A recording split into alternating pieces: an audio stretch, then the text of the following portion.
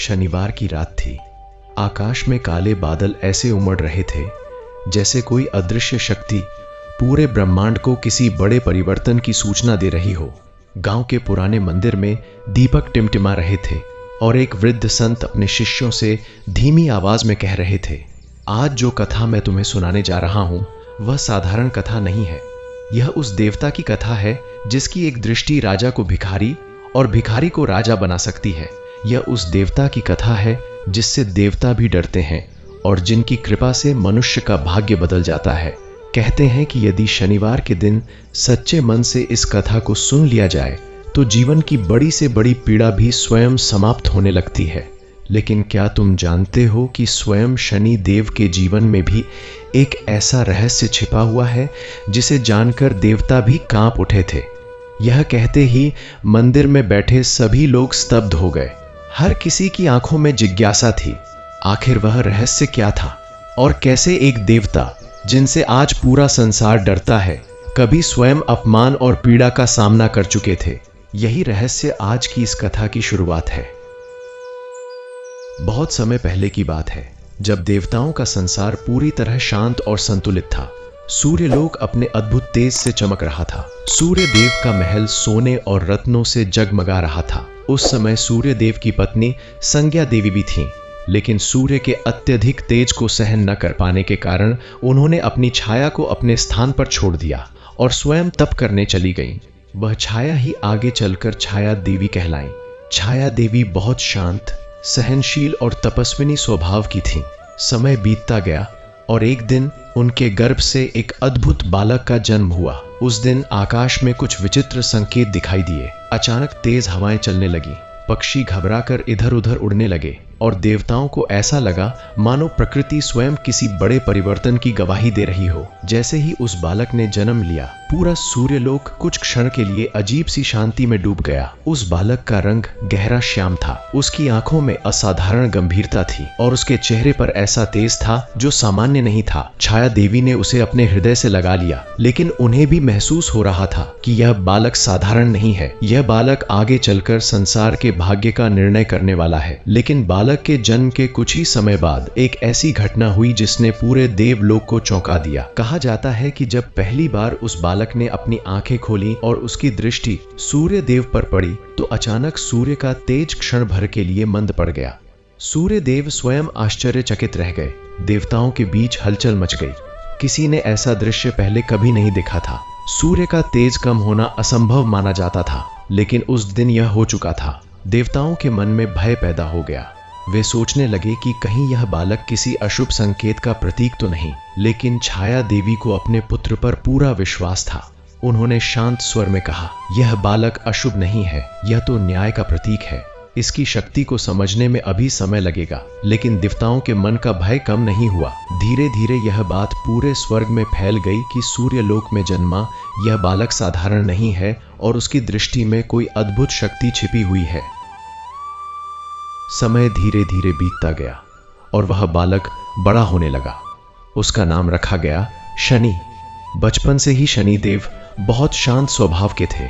वे अन्य बच्चों की तरह खेलकूद में ज्यादा रुचि नहीं लेते थे।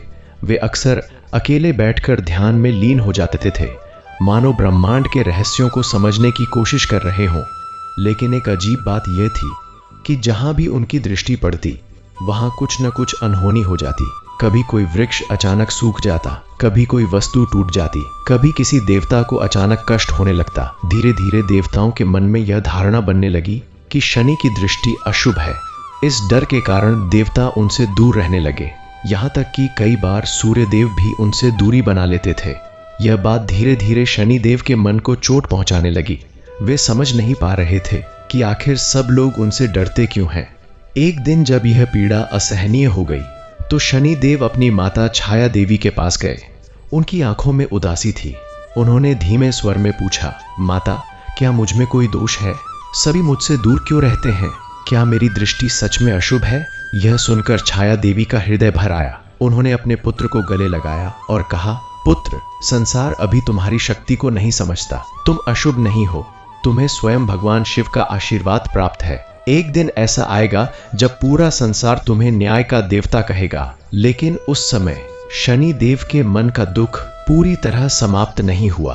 उनके मन में एक ही प्रश्न घूमता रहा, आखिर उनकी शक्ति का रहस्य क्या है। इसी बीच एक रात ऐसी आई जिसने पूरे ब्रह्मांड को हिला दिया। आकाश में अचानक भयंकर गर्जना होने लगी। बादल इतनी जोर से गरजने लगे कि देवलोक तक उसकी आवाज पहुंचने लगी। हवाएं तूफान बनकर बहने लगी। देवता घबराकर इकट्ठा होने लगे। अचानक आकाश में एक रहस्यमयी प्रकाश प्रकट हुआ और उसी के साथ एक दिव्य आवाज गूंजी, समय आ गया है, शनि की शक्ति जागृत होने वाली है। यह सुनकर देवताओं के मन में भय की लहर दौड़ गई, क्योंकि वे जानते थे कि यदि शनि की शक्ति पूरी तरह जागृत हो गई तो संसार में हर प्राणी को उसके कर्मों का फल मिलना शुरू हो जाएगा। कोई भी अन्याय बच नहीं पाएगा। लेकिन उस समय किसी को यह नहीं पता था कि इस शक्ति के पीछे एक भयानक रहस्य छिपा हुआ है। उस रात शनि देव स्वयं भी गहरे ध्यान में थे। उनके चारों ओर एक अजीब सी ऊर्जा फैलने लगी थी। ऐसा लग रहा था मानो पूरा ब्रह्मांड उनकी शक्ति को स्वीकार करने के लिए तैयार हो रहा हो। देवताओं ने यह दृश्य देखकर भगवान ब्रह्मा और विष्णु से सहायता मांगी। सभी देवता चिंतित थे। उन्हें डर था कि कहीं यह शक्ति नियंत्रण से बाहर न हो जाए। तभी निर्णय लिया गया कि इस रहस्य को समझने के लिए स्वयं भगवान शिव को बुलाया जाए, क्योंकि ब्रह्मांड में यदि कोई शनि की शक्ति को समझ सकता था तो वह केवल महादेव ही थे। लेकिन उसी समय एक ऐसी घटना होने वाली थी जिसने शनि देव के जीवन की दिशा हमेशा के लिए बदल दी। एक ऐसी घटना जिसने उन्हें न्याय का देवता बनने की राह पर डाल दिया। लेकिन उस घटना के पीछे एक भयानक श्राप छिपा हुआ था। एक ऐसा श्राप जिसने शनि देव की दृष्टि को इतना शक्तिशाली बना दिया कि उससे देवता भी डरने लगे। और यही वह रहस्य था जिसे जानने के बाद पूरे ब्रह्मांड में भय और आश्चर्य फैल गया था। आखिर वह श्राप किसने दिया था और क्यों दिया था? क्या सच में शनि देव की दृष्टि इतनी भयानक थी या उसके पीछे कोई और सत्य छिपा था? यही रहस्य इस कथा के अगले भाग में खुलने वाला है, जहां हम जानेंगे कि कैसे एक श्राप ने शनि देव को न्याय का सबसे महान देवता बना दिया। शनिवार की वह रहस्यमयी रात बीत चुकी थी, लेकिन देवलोक में फैली चिंता अब भी शांत नहीं हुई थी। आकाश में फैले काले बादल जैसे किसी बड़े रहस्य को अपने भीतर छिपाए हुए थे। देवता एक दूसरे से प्रश्न कर रहे थे, क्या सच में शनि की शक्ति जागृत होने वाली है? और यदि ऐसा हुआ तो क्या होगा? क्योंकि वे जानते थे कि शनि केवल एक देवता नहीं है, वे कर्मों के न्यायाधीश हैं। यदि उनकी शक्ति पूर्ण रूप से प्रकट हो गई तो संसार का हर प्राणी अपने कर्मों का फल तुरंत भोगने लगेगा। उस समय कोई भी छल, कपट या अन्याय छिप नहीं पाएगा। लेकिन देवताओं को सबसे ज्यादा चिंता इस बात की थी कि शनि की शक्ति के पीछे जो रहस्य छिपा हुआ है वह क्या है। आखिर ऐसा क्या हुआ था कि एक शांत स्वभाव वाला बालक अचानक पूरे ब्रह्मांड के लिए भय का कारण बन गया। इधर सूर्यलोक में शनिदेव गहरे ध्यान में बैठे हुए थे।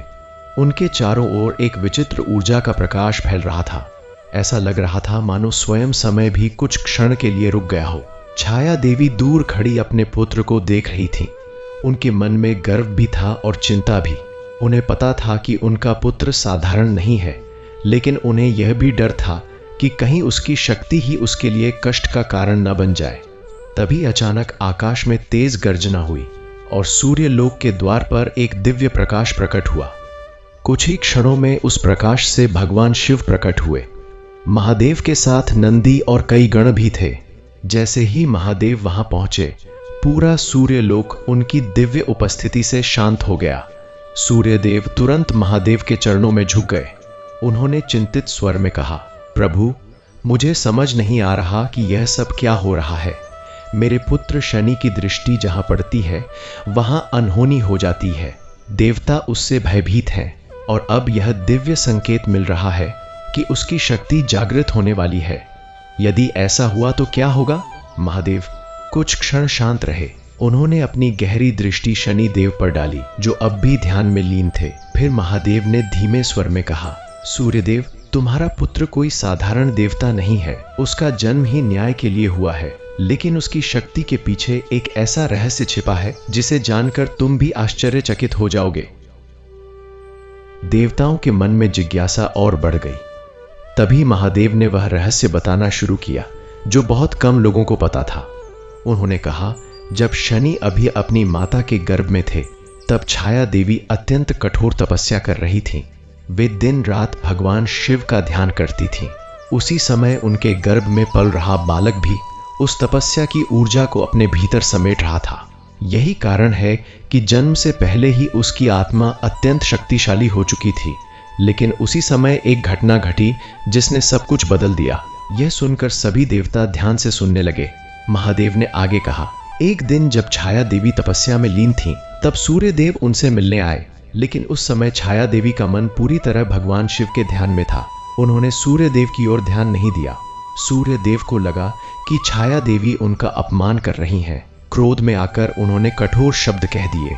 उन शब्दों का प्रभाव केवल छाया देवी पर ही नहीं पड़ा, बल्कि उनके गर्भ में पल रहे बालक पर भी पड़ा। उसी क्षण उस बालक के मन में संसार के अन्याय के प्रति एक कठोर संकल्प जन्म ले चुका था। उसी संकल्प की शक्ति आगे चलकर उसकी दृष्टि में बस गई।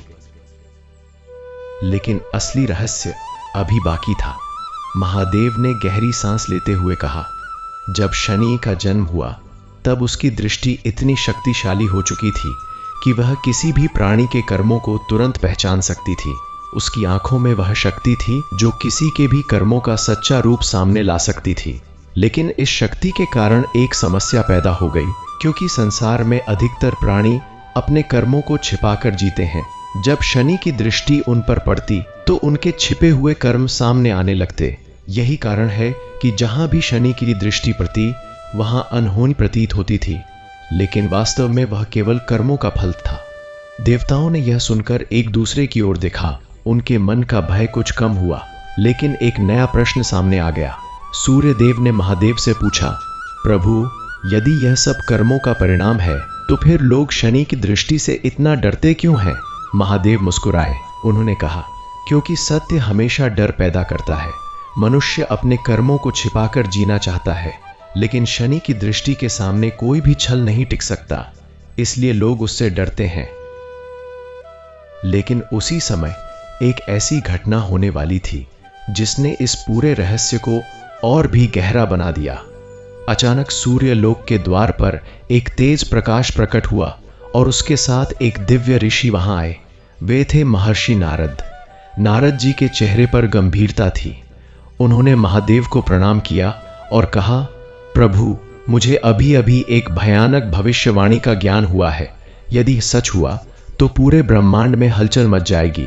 यह सुनकर सभी देवता चिंतित हो गए। नारद जी ने कहा, भविष्यवाणी यह है कि शनि की शक्ति इतनी प्रबल हो जाएगी कि एक दिन स्वयं देवताओं को भी अपने कर्मों का फल भुगतना पड़ेगा। उस समय कोई भी देवता अपनी शक्ति से बच नहीं पाएगा। यह सुनते ही देवताओं के मन में भय की लहर दौड़ गई, क्योंकि देवता भी जानते थे कि कभी कभी उन्होंने भी अपने स्वार्थ के लिए निर्णय लिए थे। उधर शनि देव अब भी ध्यान में लीन थे, लेकिन उसी समय उनके चारों ओर फैली ऊर्जा और तेज हो गई। ऐसा लग रहा था मानो उनकी शक्ति सच में जागृत होने वाली है। महादेव ने यह दृश्य देखा और समझ गए कि समय आ चुका है। उन्होंने शांत स्वर में कहा, अब जो होने वाला है उसे कोई नहीं रोक सकता, क्योंकि यह स्वयं समय का निर्णय है। लेकिन उसी क्षण एक ऐसी घटना हुई जिसने सबको चौंका दिया। अचानक शनि देव ने अपनी आंखें खोल दी। उनकी आंखों में ऐसा तेज था कि कुछ क्षण के लिए पूरा सूर्य लोक अंधकार में डूब गया। देवता भयभीत होकर पीछे हट गए, क्योंकि उन्हें लगा कि अब कुछ भयानक होने वाला है। लेकिन किसी को यह नहीं पता था कि यह तो केवल शुरुआत थी। असली रहस्य अभी सामने आना बाकी था, क्योंकि अगले ही क्षण एक ऐसी घटना होने वाली थी जिसने स्वयं शनि देव को भी हिलाकर रख दिया। और यही वह क्षण था जब उन्हें एक ऐसा श्राप मिलने वाला था जिसने उनकी दृष्टि को इतना भयावह बना दिया कि देवता भी उससे डरने लगे।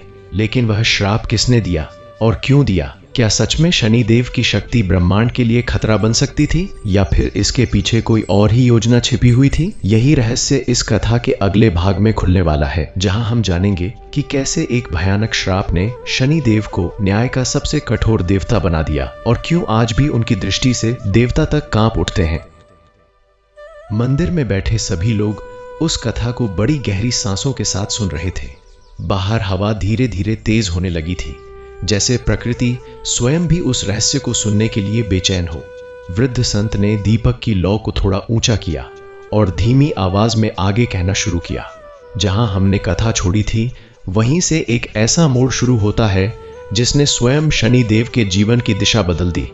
वह क्षण जब शनि देव ने अपनी आंखें खोली थीं, केवल सूर्य लोक ही नहीं, पूरे ब्रह्मांड के लिए एक संकेत था, क्योंकि उस क्षण के बाद जो होने वाला था उसे कोई भी देवता रोक नहीं सकता था। शनि देव की आंखों से निकलती हुई ऊर्जा इतनी प्रबल थी कि कुछ क्षण के लिए देवता भी अपनी दृष्टि झुकाकर खड़े हो गए। किसी ने पहले कभी ऐसी शक्ति नहीं देखी थी, लेकिन उसी समय एक ऐसी घटना घटने वाली थी जो शनि देव को एक ऐसा श्राप दिलाने वाली थी जिसे सुनकर देवता भी कांप उठे। शनि देव ध्यान से उठ चुके थे। उनकी आंखों में गंभीरता थी और उनके चेहरे पर अद्भुत तेज दिखाई दे रहा था। उन्होंने सबसे पहले अपनी माता छाया देवी की ओर देखा। जैसे ही उनकी दृष्टि माता पर पड़ी, छाया देवी ने तुरंत अपनी आंखें बंद कर लीं। उन्हें अपने पुत्र की शक्ति का आभास हो चुका था। वे नहीं चाहती थीं कि उनकी दृष्टि का प्रभाव किसी अनहोनी को जन्म दे। उधर सूर्य देव भी यह सब देख रहे थे। उनके मन में मिश्रित भाव थे।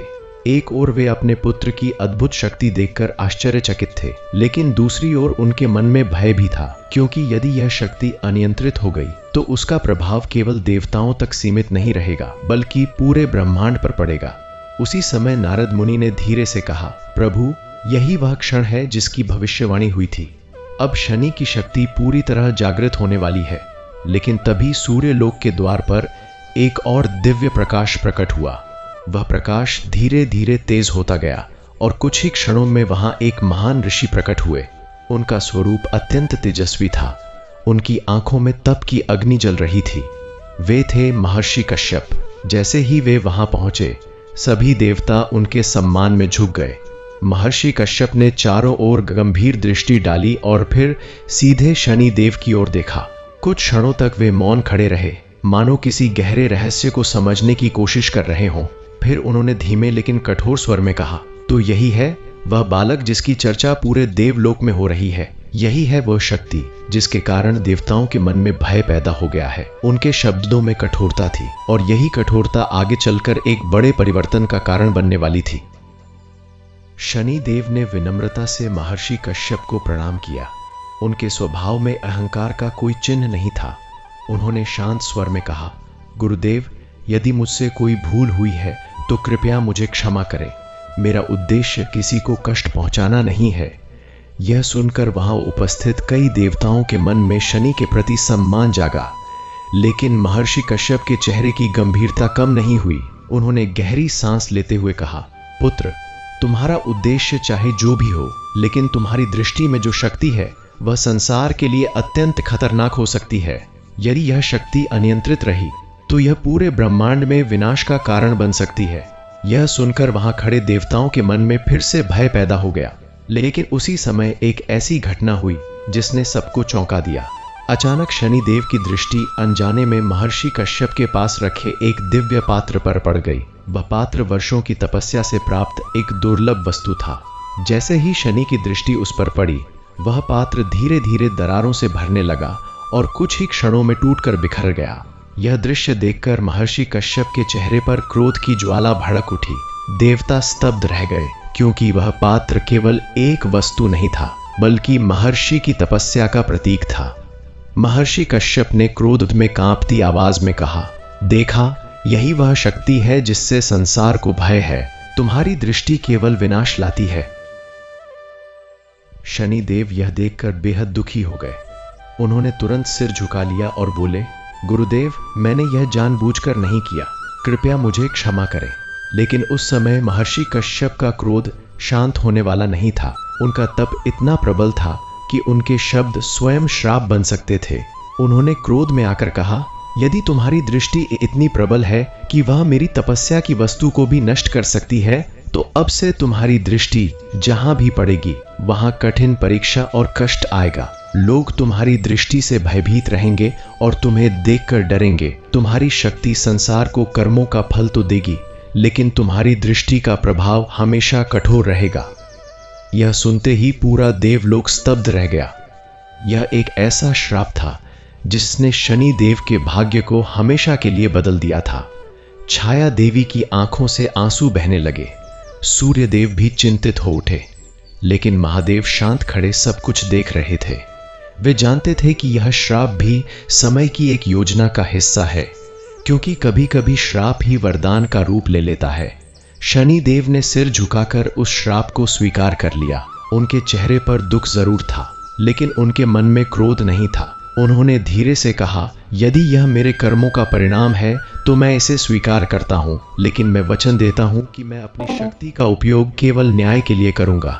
मैं किसी निर्दोष को कष्ट नहीं दूंगा, लेकिन जो अन्याय करेगा उसे उसके कर्मों का फल अवश्य मिलेगा। यह सुनकर महादेव के चेहरे पर हल्की मुस्कान आ गई।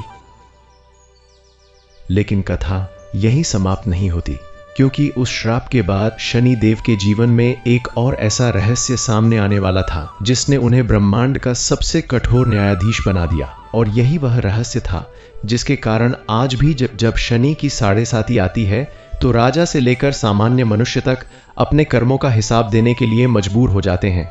लेकिन उस समय किसी को यह नहीं पता था कि आने वाले समय में एक ऐसा राजा जन्म लेने वाला है जिसकी परीक्षा स्वयं शनि देव लेने वाले हैं। और वही परीक्षा संसार को यह सिखाएगी कि शनि का न्याय कितना गहरा और कितना सच्चा होता है। मंदिर में बैठे श्रोता अब पूरी तरह उस कथा में डूब चुके थे। बाहर रात और गहरी हो गई थी। हवा में एक अजीब सी शांति थी, मानो स्वयं समय भी इस कथा को सुनने के लिए ठहर गया हो। वृद्ध संत ने अपनी आंखें बंद कर कुछ क्षणों तक शनि देव का स्मरण किया और फिर धीमी लेकिन गंभीर आवाज में बोले। महर्षि कश्यप के श्राप ने शनि देव के जीवन की दिशा बदल दी थी। अब उनकी दृष्टि केवल एक शक्ति नहीं रही थी, बल्कि वह कर्मों का कठोर न्याय बन चुकी थी। लेकिन संसार में हर श्राप के पीछे एक छिपा हुआ उद्देश्य होता है।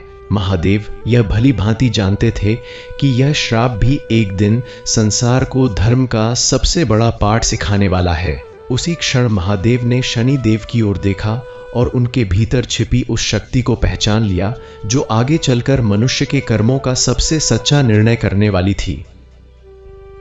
महर्षि कश्यप का क्रोध धीरे धीरे शांत होने लगा था। उन्होंने भी महसूस किया कि उनका श्राप केवल दंड नहीं था, बल्कि एक जिम्मेदारी भी था। उन्होंने गंभीर स्वर में कहा, पुत्र शनि, आज से तुम्हें एक विशेष दायित्व सौंपा जाता है। तुम्हारी दृष्टि अब संसार के हर प्राणी के कर्मों का परीक्षण करेगी। जो व्यक्ति धर्म के मार्ग पर चलेगा उसे तुम्हारी कृपा मिलेगी, लेकिन जो अधर्म करेगा उसे तुम्हारी दृष्टि से बचना असंभव होगा। यह सुनकर शनिदेव ने सिर झुकाकर कहा, गुरुदेव, मैं वचन देता हूँ कि मैं इस दायित्व को पूरी निष्ठा से निभाऊंगा। मैं कभी पक्षपात नहीं करूंगा, चाहे वह देवता हो, असुर हो या मनुष्य। हर किसी को उसके कर्मों का फल अवश्य मिलेगा। उनके शब्दों में इतनी दृढ़ता थी कि वहां खड़े सभी देवता कुछ क्षणों के लिए मौन हो गए। लेकिन उसी समय नारद मुनि ने एक गहरी बात कही, देवताओं, आज से संसार में न्याय का एक नया अध्याय शुरू हो चुका है। लेकिन याद रखिए, जब न्याय का समय आता है तो सबसे पहले परीक्षा उन्हीं की होती है जो स्वयं को सबसे शक्तिशाली समझते हैं। नारद के इन शब्दों ने देवताओं के मन में एक नई चिंता पैदा कर दी, क्योंकि यदि शनि का न्याय इतना कठोर था तो एक दिन देवताओं को भी अपने कर्मों का हिसाब देना पड़ सकता था। उधर शनि देव अब भी शांत खड़े थे। उनके मन में न तो गर्व था और न ही भय। उन्हें केवल एक ही बात समझ आ चुकी थी, उनका जीवन अब केवल एक उद्देश्य के लिए है और वह है न्याय। इसी समय आकाश में एक विचित्र घटना घटी। सूर्य अचानक बादलों के पीछे छिप गया और पूरे राज्य में हल्का अंधकार छा गया। लोग घबराकर आसमान की ओर देखने लगे। उसी क्षण दूर कहीं एक काला कौवा उड़ता हुआ राजमहल की छत पर आकर बैठ गया। ज्योतिषी ने यह दृश्य देखा और उसकी आंखों में चिंता और बढ़ गई। उसने धीमे स्वर में कहा, महाराज, संकेत शुरू हो चुके हैं। शनि की दृष्टि अब आपके जीवन की ओर बढ़ रही है। लेकिन किसी को यह नहीं पता था कि यह केवल शुरुआत थी, क्योंकि आने वाले समय में राजा विक्रमसेन के जीवन में एक ऐसा तूफान आने वाला था जो उसके सिंहासन, उसकी शक्ति और उसके विश्वास सब कुछ की परीक्षा लेने वाला था। और यही वह कथा है जो आगे चलकर संसार को यह सिखाएगी कि शनि देव का न्याय कितना गहरा और कितना कठोर होता है। लेकिन सबसे बड़ा रहस्य अभी बाकी था, क्योंकि जब शनि की दृष्टि किसी पर पड़ती है तो पहले उसके जीवन में छोटे छोटे संकेत आने लगते हैं, और वही संकेत अब राजा विक्रमसेन के जीवन में प्रकट होने वाले थे। उस रात अवंती नगरी पर एक अजीब सा सन्नाटा छा गया था। राजमहल के ऊंचे ऊंचे स्तंभों पर जलते दीपक हवा के झोंकों से कांप रहे थे। राजा विक्रमसेन अपने कक्ष में अकेले बैठे थे, लेकिन उनके मन में दिन भर की घटना बार बार घूम रही थी। दरबार में आए उस वृद्ध ज्योतिषी के शब्द उनके कानों में गूंज रहे थे। महाराज, शनि की दृष्टि आपके जीवन की ओर बढ़ रही है। राजा ने अपने आप से कहा, क्या सच में ऐसा हो सकता है? मैंने तो हमेशा धर्म का पालन किया है, मैंने किसी के साथ अन्याय नहीं किया, फिर शनि की परीक्षा क्यों? लेकिन मन के भीतर कहीं ना कहीं एक हल्की सी बेचैनी जन्म ले चुकी थी। उसी समय महल के बाहर अचानक तेज हवा चलने लगी। आसमान में काले बादल घिर आए और बिजली चमकने लगी। ऐसा लग रहा था जैसे प्रकृति स्वयं किसी बड़े परिवर्तन की सूचना दे रही हो। उसी क्षण राजमहल की छत पर बैठा वह काला कौवा जोर से कांव कांव करने लगा। महल के पहरेदारों ने एक दूसरे की ओर देखा। उनमें से एक ने धीरे से कहा, आज का दिन कुछ अजीब है। सुबह ज्योतिषी की चेतावनी और अब यह तूफान। लेकिन उन्हें क्या पता था कि यह केवल शुरुआत थी। शनि की दृष्टि धीरे धीरे राजा विक्रमसेन के जीवन में प्रवेश कर रही थी। अगली सुबह जब सूर्य निकला तो पूरा राज्य सामान्य दिखाई दे रहा था। बाजारों में चहल पहल थी, किसान अपने खेतों में काम कर रहे थे और प्रजा अपने काम में व्यस्त थी। लेकिन उसी दिन एक ऐसी घटना घटी जिसने राजा को पहली बार सोचने पर मजबूर कर दिया। राजमहल के खजाने की देखरेख करने वाला प्रमुख मंत्री घबराया हुआ दरबार में आया। उसने कांपती आवाज में कहा, महाराज, राजकोष से कुछ बहुमूल्य रत्न गायब हो गए हैं। यह सुनते ही दरबार में हलचल मच गई, क्योंकि अवंती का खजाना बहुत सुरक्षित माना जाता था। राजा विक्रमसेन ने तुरंत आदेश दिया कि पूरे महल की तलाशी ली जाए। सैनिकों ने हर कोने की जांच की, लेकिन चोरी का कोई सुराग नहीं मिला। तभी अचानक एक सैनिक ने आकर सूचना दी, महाराज, हमें एक संदिग्ध व्यक्ति पकड़ा है। कुछ ही क्षणों में सैनिक एक साधारण से युवक को पकड़कर दरबार में ले आए। युवक घबराया हुआ था, लेकिन उसकी आंखों में सच्चाई झलक रही थी। सैनिकों ने कहा, महाराज, यह व्यक्ति महल के पास छिपकर घूम रहा था। राजा ने उस युवक से पूछा, सच सच बताओ, क्या तुमने खजाने से रत्न चुराए हैं? युवक ने तुरंत सिर झुकाकर कहा, महाराज, मैं निर्दोष हूं, मैंने कोई चोरी नहीं की। लेकिन उसी समय खजाने के मंत्री ने क्रोध में कहा, महाराज, यही चोर है, इसके पास से हमें एक छोटा रत्न मिला है। सैनिकों ने वह रत्न राजा के सामने रख दिया। दरबार में खामोशी छा गई।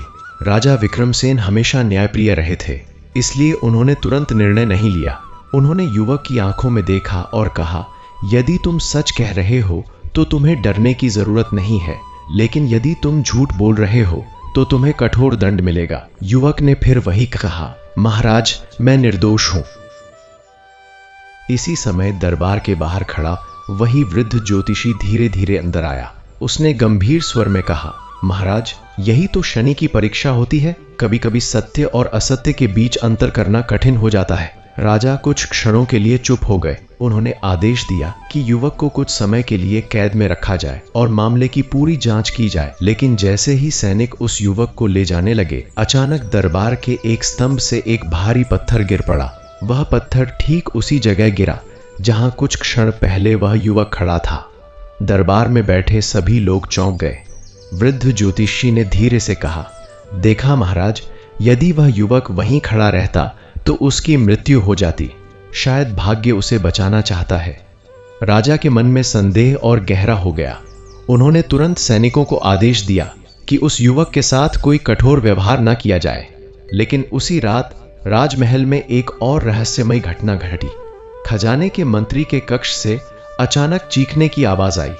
सैनिक दौड़कर वहां पहुंचे तो देखा कि मंत्री जमीन पर गिरा पड़ा है और उसके चेहरे पर भय की छाया है। मंत्री कांपती आवाज में बोला, मैंने एक भयानक सपना देखा। एक काला देवता मेरे सामने खड़ा था।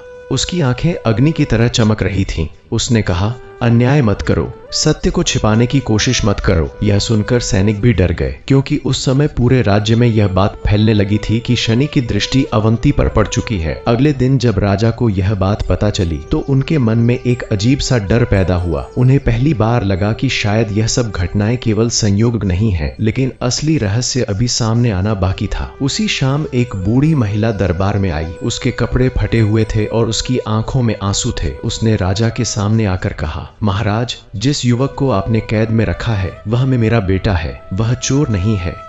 राजा ने गंभीर स्वर में पूछा, यदि वह चोर नहीं है तो उसके पास वह रत्न कैसे आया?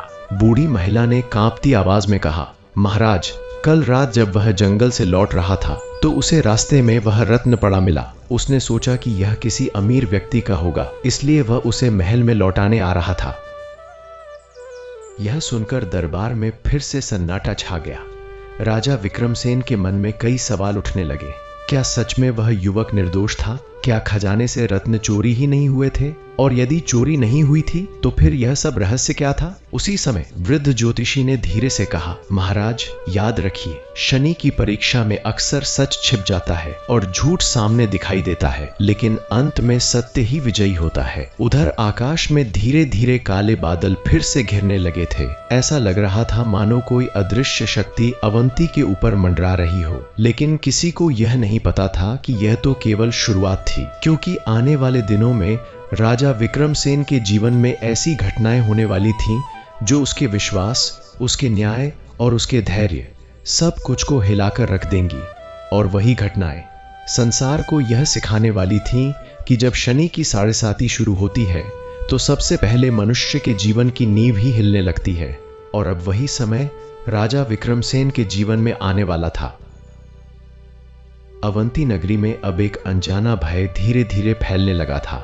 पहले जो राज्य अपनी समृद्धि और शांति के लिए प्रसिद्ध था, वहां अब हर दिन कोई न कोई अजीब घटना होने लगी थी। राजा विक्रमसेन के मन में भी एक बेचैनी जन्म ले चुकी थी। उन्होंने अपने जीवन में कई युद्ध लड़े थे, अनेक संकटों का सामना किया था, लेकिन यह संकट अलग था। इसमें कोई शत्रु दिखाई नहीं देता था, कोई तलवार नहीं चल रही थी, फिर भी घटनाएं ऐसी हो रही थीं जो उनके विश्वास को हिला रही थीं। उन्हें बार बार उस ज्योतिषी के शब्द याद आते, महाराज, यह शनि की परीक्षा है।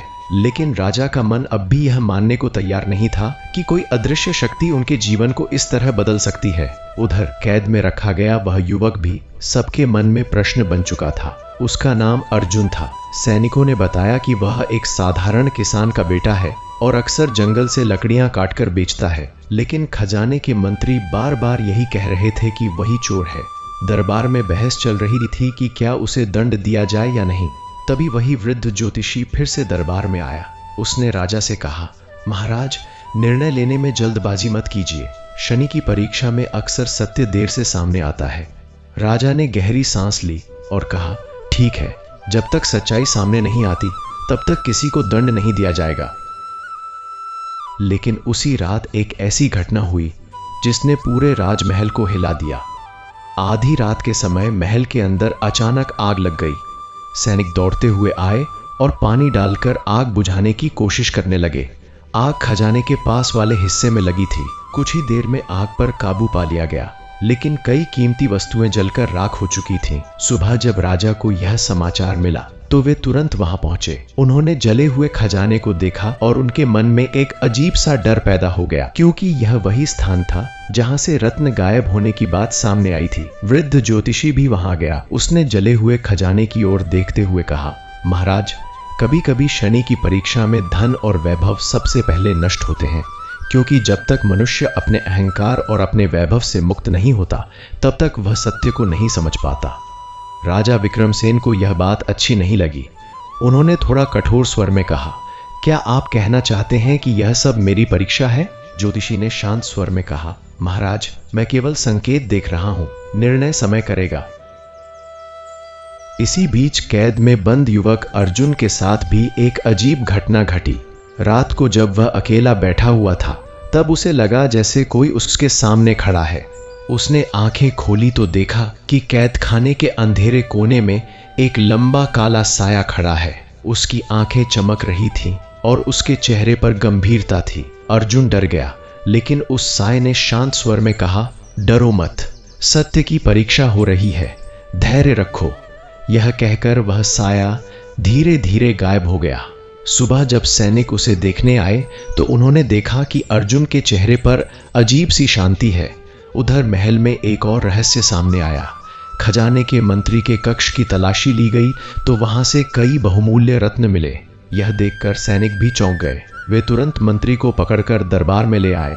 राजा विक्रमसेन ने क्रोधित स्वर में पूछा, यह सब क्या है? मंत्री घबराकर कांपने लगा। उसने कहा, महाराज, मैं निर्दोष हूं। यह सब किसी ने मेरे कक्ष में रख दिया है। लेकिन अब दरबार में सभी को संदेह हो चुका था। वही मंत्री जो अर्जुन को चोर बता रहा था, उसके पास ही रत्न मिले थे। वृद्ध ज्योतिषी ने धीमे स्वर में कहा, महाराज देखिए, सत्य धीरे धीरे सामने आ रहा है। राजा ने तुरंत अर्जुन को कैद से मुक्त करने का आदेश दिया। अर्जुन को दरबार में लाया गया। वह विनम्रता से खड़ा रहा। राजा ने उससे कहा, यदि हमने तुम्हारे साथ अन्याय किया है तो हमें क्षमा करो। अर्जुन ने सिर झुकाकर कहा, महाराज आप न्यायप्रिय हैं, मैं आपसे कैसे नाराज हो सकता हूँ। लेकिन उसी समय दरबार के बाहर अचानक तेज गर्जना हुई और आकाश में काले बादल छा गए। वृद्ध ज्योतिषी ने आकाश की ओर देखते हुए कहा, महाराज यह केवल शुरुआत थी। शनि की परीक्षा में पहले सत्य और असत्य का भ्रम पैदा होता है। अब अगली परीक्षा शुरू होने वाली है। राजा ने चिंतित होकर पूछा, अब और क्या होने वाला है? ज्योतिषी ने गंभीर स्वर में कहा, जब शनि की दृष्टि किसी पर पड़ती है तो पहले धन की हानि होती है, फिर सम्मान की परीक्षा होती है और अंत में धैर्य की सबसे कठिन परीक्षा आती है। राजा विक्रमसेन यह सब सुनकर मौन हो गए। उन्हें महसूस हो रहा था कि उनके जीवन में सचमुच कुछ बदल रहा है। उसी समय राजमहल के बाहर से एक सैनिक दौड़ता हुआ आया। उसकी सांसें तेज चल रही थीं। उसने घबराकर कहा, महाराज सीमा पर एक बड़ी समस्या खड़ी हो गई है। पड़ोसी राज्य की सेना हमारी सीमा की ओर बढ़ रही है। यह सुनते ही दरबार में हलचल मच गई। राजा विक्रमसेन समझ गए कि अब संकट केवल महल के अंदर तक सीमित नहीं रहा, अब यह पूरे राज्य पर आने वाला था। लेकिन उन्हें यह नहीं पता था कि यह युद्ध भी केवल एक संयोग नहीं है, यह भी उसी अदृश्य शक्ति की परीक्षा का हिस्सा था जो धीरे धीरे उनके जीवन को बदल रही थी। और यही वह समय था जब शनि की दृष्टि सच में उनके भाग्य की दिशा बदलने वाली थी। क्योंकि आने वाला युद्ध केवल तलवारों का युद्ध नहीं होगा, बल्कि यह राजा के धैर्य और उसके विश्वास की सबसे बड़ी परीक्षा बनने वाला था। अवंती नगरी के राजमहल में उस समय गहरा सन्नाटा छा गया जब सैनिक ने यह समाचार दिया कि पड़ोसी राज्य की सेना सीमा की ओर बढ़ रही है। राजा विक्रमसेन कुछ क्षणों तक स्थिर खड़े रहे, जैसे उनके मन में कई विचार एक साथ उठ रहे हों। अभी कुछ ही दिनों पहले तक उनका राज्य शांत और समृद्ध था और अब अचानक एक के बाद एक संकट सामने आ रहे थे। पहले खजाने का रहस्य, फिर महल में आग और अब युद्ध का खतरा। उन्हें बार बार वृद्ध ज्योतिषी की बात याद आने लगी। जब शनि की परीक्षा शुरू होती है तो जीवन की नींव ही हिलने लगती है। लेकिन राजा विक्रमसेन ने अपने मन को दृढ़ किया। उन्होंने अपने सेनापति को बुलाया और आदेश दिया कि सेना तुरंत तैयार की जाए। अवंती का राजा संकट से पीछे हटना नहीं जानता, उन्होंने दृढ़ स्वर में कहा और पूरा दरबार उनकी आवाज से गूंज उठा। कुछ ही समय में सेना को युद्ध के लिए तैयार कर दिया गया। नगाड़ों की आवाज पूरे नगर में गूंजने लगी। सैनिक अपनी तलवारें और कवच पहनकर महल के सामने इकट्ठा हो गए। प्रजा भी भय और उत्सुकता से यह दृश्य देख रही थी। राजा अपने विशाल हाथी पर सवार होकर सेना के सामने आए। उनके चेहरे पर वही आत्मविश्वास था जिसके कारण उन्हें एक महान शासक माना जाता था। लेकिन उनके मन के भीतर कहीं एक अनजानी चिंता भी थी। तभी वही वृद्ध ज्योतिषी धीरे धीरे उनके पास आया और बोला, महाराज याद रखिए, यह युद्ध केवल शत्रु से नहीं है, यह आपकी धैर्य और विश्वास की परीक्षा भी है। राजा ने उसकी ओर देखा, फिर आकाश की ओर नजर उठाई जहां काले बादल धीरे धीरे छा रहे थे।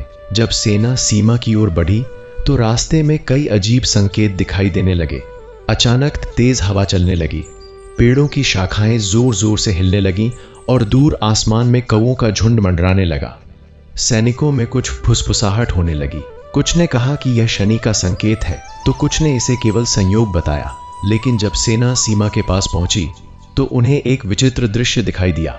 सामने की पहाड़ियों के पीछे से शत्रु की विशाल सेना निकल रही थी। उनके झंडे हवा में लहरा रहे थे और उनकी संख्या अवंती की सेना से कहीं अधिक दिखाई दे रही थी। यह देखकर कई सैनिकों के मन में भय पैदा हो गया। लेकिन राजा विक्रमसेन ने तलवार उठाकर जोर से कहा, याद रखो, वीरता संख्या से नहीं, साहस से मापी जाती है। युद्ध शुरू हुआ। तलवारों की टकराहट और सैनिकों की गर्जना से पूरा मैदान गूंज उठा। राजा विक्रमसेन स्वयं सबसे आगे लड़ रहे थे। उन्होंने कई शत्रु सैनिकों को परास्त किया और अपनी सेना का मनोबल बढ़ाया। लेकिन युद्ध के बीच अचानक एक अजीब घटना हुई। घने बादल छा गए और अचानक इतनी तेज आंधी चलने लगी कि सैनिकों को कुछ दिखाई ही नहीं देने लगा।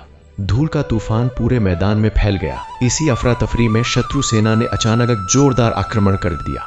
अवंती की सेना बिखरने लगी। राजा ने अपने सैनिकों को संभालने की कोशिश की, लेकिन परिस्थिति तेजी से बदल रही थी। ऐसा लग रहा था जैसे स्वयं प्रकृति इस युद्ध में किसी अदृश्य पक्ष का साथ दे रही हो। काफी देर तक युद्ध चलता रहा, लेकिन अंत में अवंती की सेना को पीछे हटना पड़ा। कई सैनिक घायल हो चुके थे और शत्रु सेना का दबाव बढ़ता जा रहा था। राजा विक्रमसेन ने अपने सेनापति को आदेश दिया कि सेना को वापस नगर की ओर ले जाया जाए, ताकि फिर से योजना बनाकर युद्ध किया जा सके। जब वे महल लौटे तो प्रजा के चेहरों पर चिंता साफ दिखाई दे रही थी। पहली बार ऐसा हुआ था कि अवंती की सेना युद्ध से पीछे हटी थी। राजा अपने कक्ष में जाकर देर तक मौन बैठे रहे। उनके मन में एक ही प्रश्न घूम रहा था, क्या सचमुच यह सब शनि की परीक्षा है? उसी रात राजा को एक अजीब सपना आया। उन्होंने देखा कि वे एक विशाल अंधेरे मैदान में खड़े हैं और उनके सामने एक ऊंची आकृति दिखाई दे रही है। वह आकृति काले वस्त्रों में थी और उसकी आंखें गहरी और चमकदार थीं।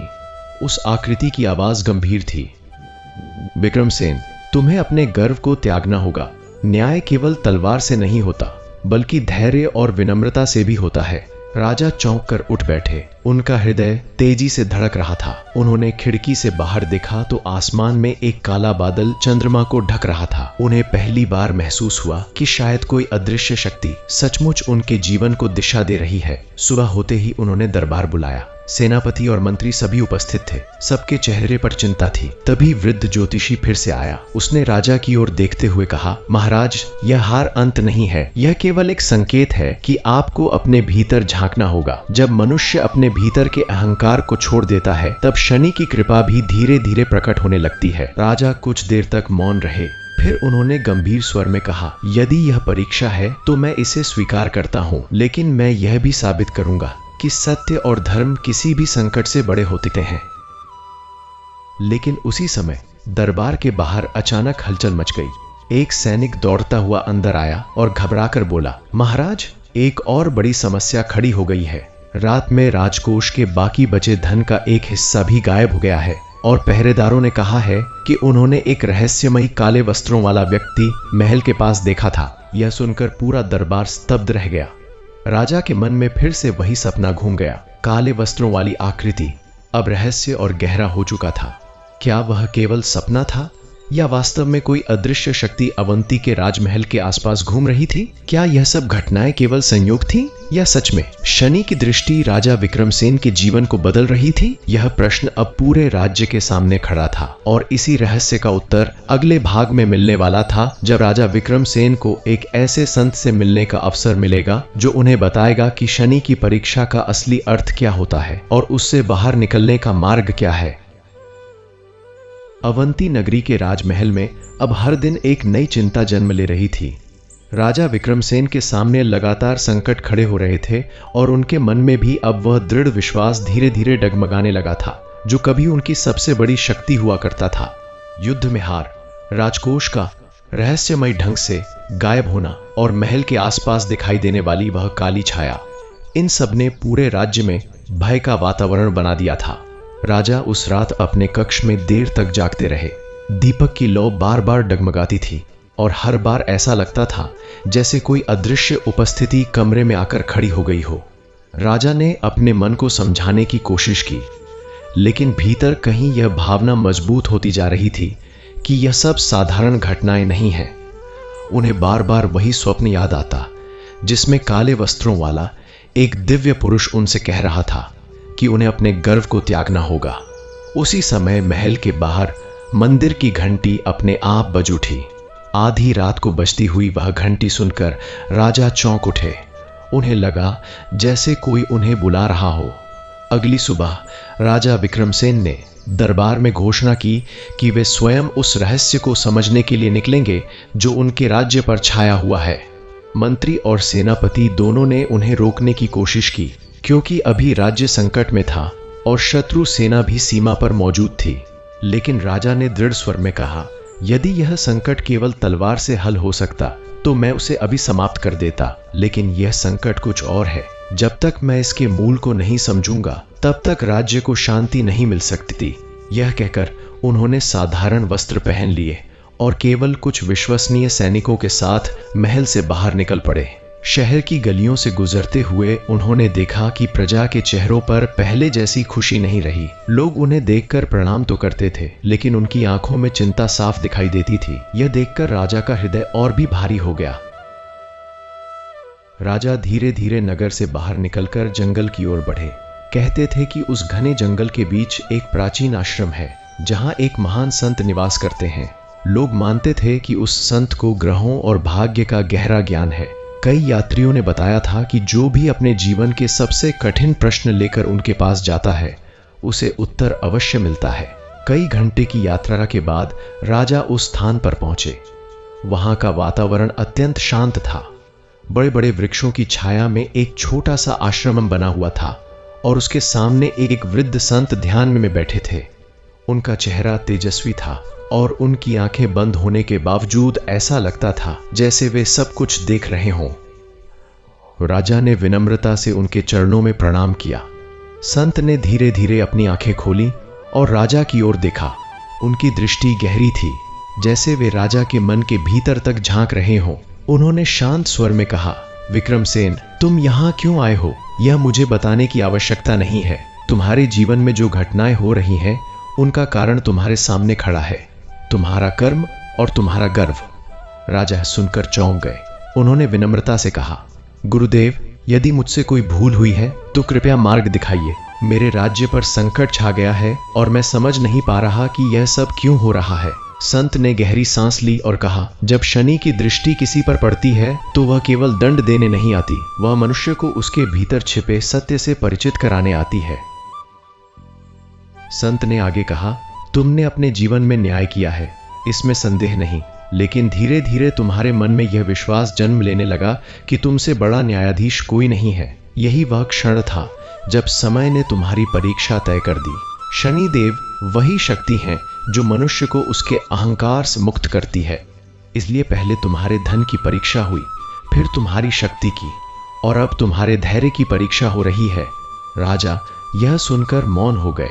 उन्हें याद आया कि सचमुच पिछले कुछ वर्षों में वे अपने न्याय और अपनी शक्ति पर गर्व करने लगे थे। उन्होंने धीरे से कहा, गुरुदेव, यदि यह परीक्षा है तो मैं इसे स्वीकार करता हूं, लेकिन मैं जानना चाहता हूं कि इसका अंत कब होगा। संत कुछ क्षणों तक मौन रहे। फिर उन्होंने आकाश की ओर देखते हुए कहा, हर परीक्षा का अंत होता है, लेकिन उससे पहले मनुष्य को अपने भीतर परिवर्तन लाना पड़ता है। जब तक तुम अपने मन के भीतर छिपे गर्व को पूरी तरह त्याग नहीं दोगे, तब तक यह संकट समाप्त नहीं होगा।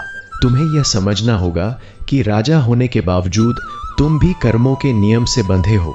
जब तुम यह स्वीकार कर लोगे, तभी शनि की कृपा प्रकट होगी। राजा ने संत के चरणों में झुककर कहा, मैं वचन देता हूं कि मैं अपने जीवन को और अधिक विनम्र बनाऊंगा।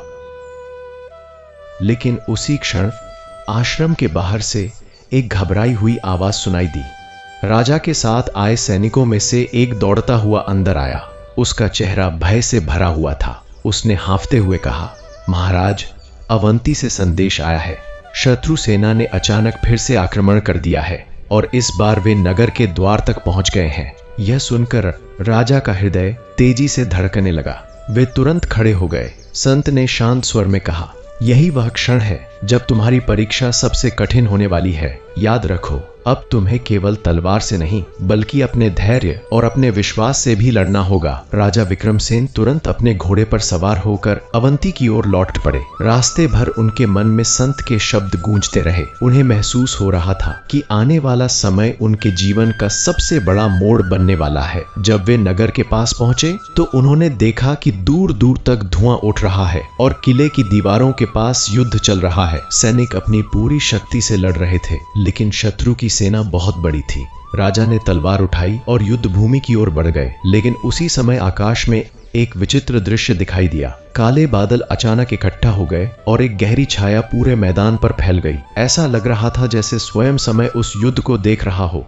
सैनिकों ने आसमान की ओर देखा और कई लोगों के मन में एक ही विचार आया, क्या यह वही शक्ति है जिसकी चर्चा पिछले दिनों से हो रही थी? क्या सच में शनि की दृष्टि इस युद्ध का निर्णय करने वाली है? और यदि ऐसा है तो इस परीक्षा का परिणाम क्या होगा?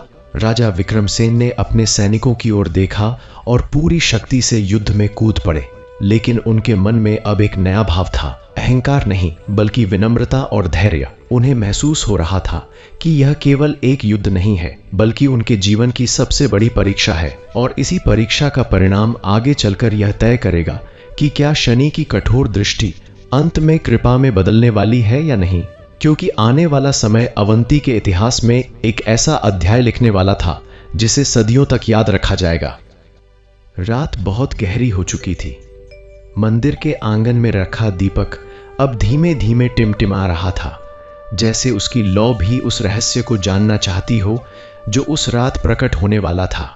गांव के लोग दिन भर की घटनाओं से अभी तक उबर नहीं पाए थे। सबके मन में एक ही सवाल था, क्या सचमुच शनि देव की कृपा से हर दुख समाप्त हो सकता है, या फिर यह किसी बड़ी परीक्षा की शुरुआत है।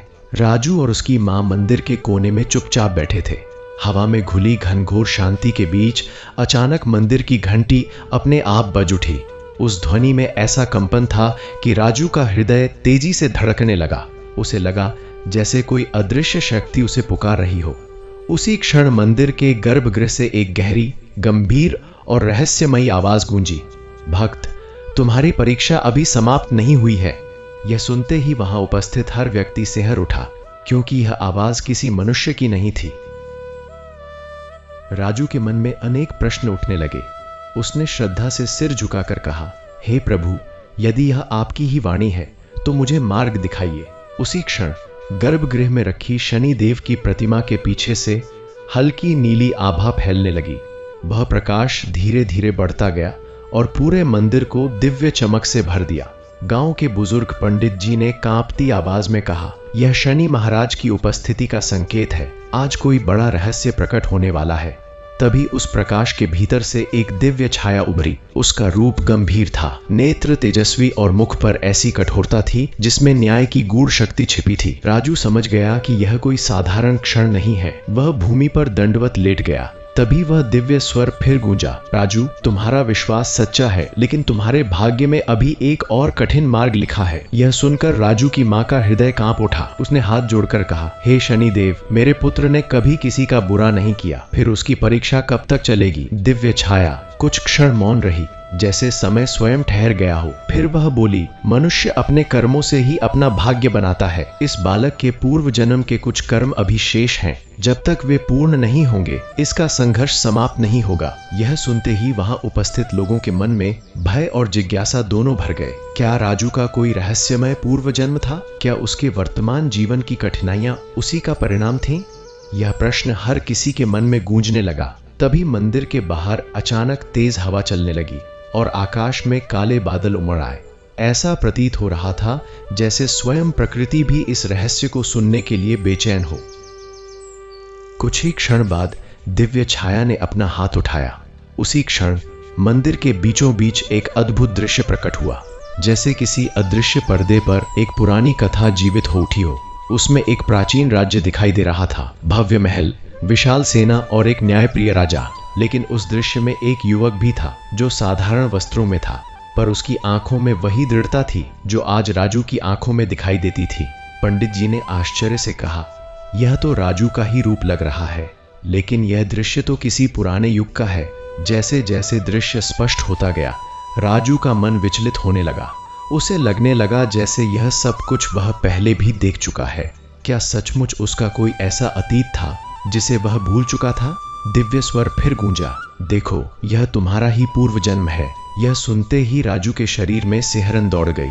उस दृश्य में दिख रहा युवक एक सैनिक था जो राजा का अत्यंत विश्वासी था। उसने अनेक युद्धों में राज्य की रक्षा की थी, लेकिन एक दिन उसके जीवन में ऐसा मोड़ आया जिसने उसके भाग्य की दिशा बदल दी। उस युवक के सामने एक कठिन निर्णय आया, राजा के आदेश का पालन करे या एक निर्दोष व्यक्ति की रक्षा करे। उस समय उसने जो निर्णय लिया वही उसके कर्मों का कारण बना।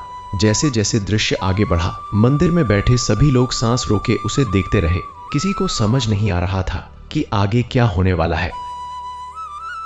राजू का मन अब भारी हो चुका था।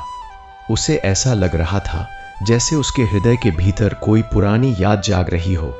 तभी दृश्य में वह क्षण आया जब उस युवक ने एक ऐसा निर्णय लिया जिससे राज्य में भारी संकट खड़ा हो गया।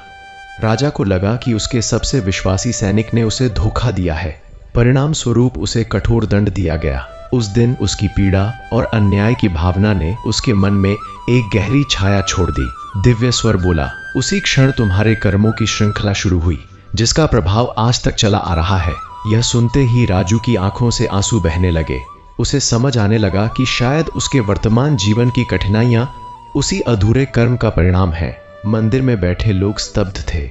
किसी ने कभी कल्पना भी नहीं की थी कि एक साधारण गांव के लड़के का जीवन इतना रहस्यमय हो सकता है। तभी दिव्य छाया ने गंभीर स्वर में कहा, लेकिन यह कथा यहीं समाप्त नहीं होती। उस समय जो सत्य छिपा रह गया था वह अभी प्रकट होना बाकी है। यह सुनते ही राजू ने सिर उठाकर पूछा, प्रभु वह सत्य क्या है? लेकिन इस बार दिव्य छाया मौन रही। मंदिर में फिर वही रहस्यमयी शांति फैल गई। बाहर बादलों की गर्जना तेज हो चुकी थी, जैसे आने वाली घटना का संकेत दे रही हो। और तभी अचानक मंदिर के दरवाजे पर जोरदार आहट हुई। सभी की नजरें उस ओर मुड़ गईं। दरवाजा धीरे धीरे खुला और भीतर एक अजनबी व्यक्ति प्रवेश करता दिखाई दिया। उसकी आंखों में अजीब सी चमक थी और हाथ में एक पुरानी धातु की पेटी थी। उसने सीधे राजू की ओर देखते हुए कहा, मैं बहुत दूर से आया हूं और जो रहस्य इस पेटी में है वह तुम्हारे भाग्य को हमेशा के लिए बदल सकता है। यह सुनते ही पूरे मंदिर में सन्नाटा छा गया, क्योंकि किसी को नहीं पता था कि उस पेटी के भीतर ऐसा क्या है जो राजू के जीवन की दिशा ही बदल सकता है। और यही वह क्षण था जहां से कहानी एक नए और भी गहरे रहस्य की ओर बढ़ने वाली थी। मंदिर में फैला सन्नाटा उस क्षण और भी गहरा हो गया जब उस अजनबी व्यक्ति ने अपने हाथों में पकड़ी पुरानी धातु की पेटी को धीरे धीरे जमीन पर रखा। पेटी पर जंग लगी हुई थी, किनारों पर प्राचीन आकृतियां उकेरी हुई थीं और उसके बीचों बीच शनि देव का छोटा सा चिन्ह बना हुआ था। यह देखकर पंडित जी की आंखें आश्चर्य से फैल गई। उन्होंने कांपती आवाज में कहा, यह कोई साधारण वस्तु नहीं है, यह तो किसी प्राचीन युग की धरोहर लगती है। राजू का हृदय तेजी से धड़कने लगा। उसे लग रहा था जैसे इस पेटी के भीतर छिपा रहस्य उसके जीवन का सबसे बड़ा सत्य उजागर करने वाला है। मंदिर के बाहर गरजते बादल और तेज हवा उस क्षण को और रहस्यमय बना रहे थे। अजनबी व्यक्ति ने चारों ओर नजर घुमाई और फिर गंभीर स्वर में कहा, इस पेटी को खोलने का अधिकार केवल उसी व्यक्ति को है जिसका भाग्य शनि देव की परीक्षा से जुड़ा है, और वह व्यक्ति तुम हो, राजू। यह सुनते ही मंदिर में बैठे लोगों के बीच हलचल मच गई। राजू की मां का चेहरा डर और आशंका से भर गया, लेकिन राजू के भीतर एक अजीब सी शक्ति जाग उठी थी।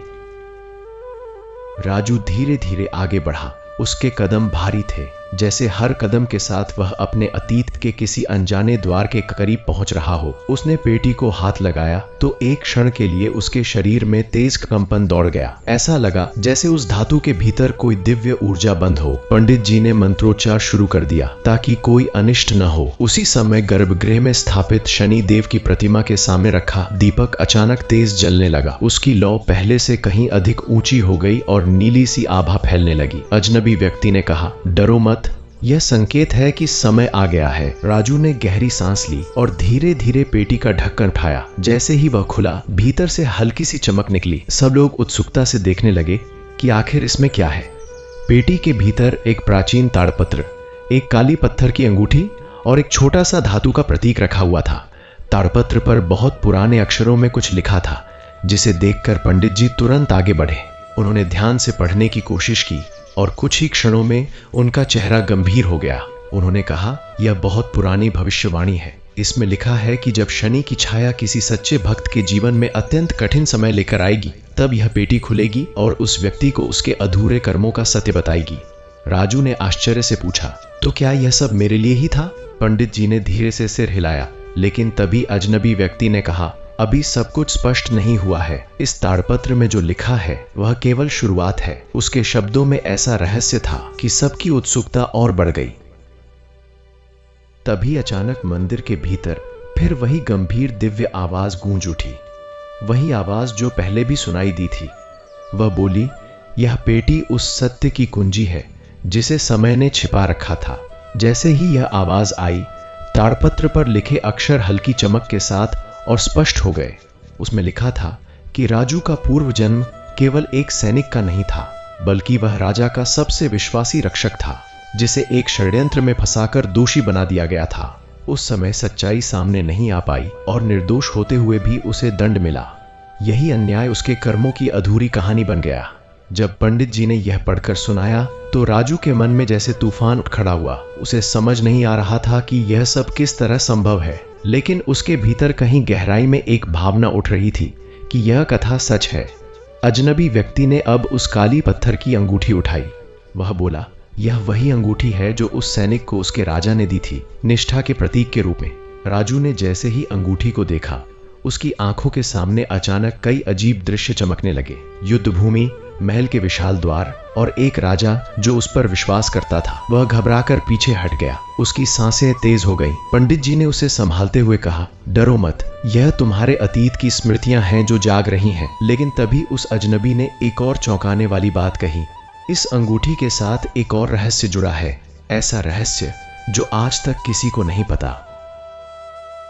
मंदिर में उपस्थित हर व्यक्ति अब पूरी तरह स्तब्ध था।